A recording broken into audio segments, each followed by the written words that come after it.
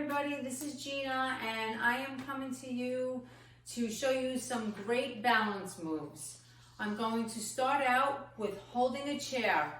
While holding that chair, I'm going to take one of my legs and I'm going to lift it up while putting my hands on my hip.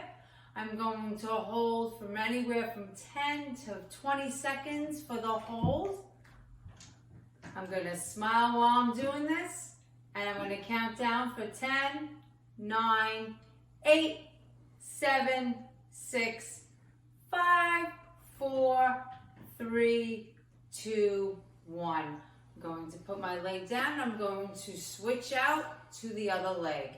Ready and hold up and hold. Remember, do it at your pace and what you feel comfortable with doing.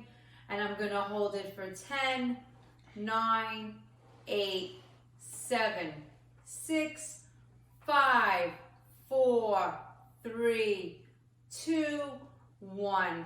Wonderful. The next thing I'm going to do is I'm going to put my hands down by my side, bring my arms up and over, and hold my arms up for as long as I can. If you can't hold your arms all the way up, just come up to where you're comfortable and hold. While you're holding, you want to try to stand up on your tippy toes. While doing this, you will squeeze your lower muscle group. If you can bring your arms straight up, great. If not, come down. And a modified version of this would be to hold onto the chair while standing on your tippy toes. Again, 10 to 20 seconds.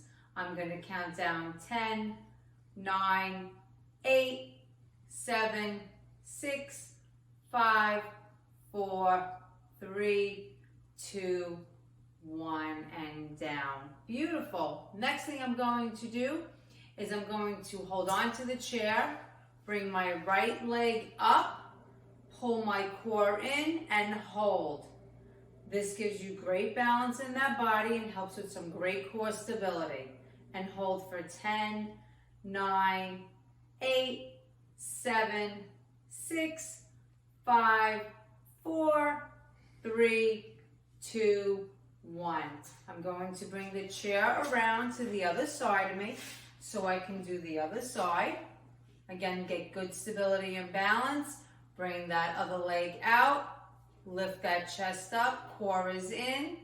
And you want to hold 10 to 20 seconds for as long as you're comfortable.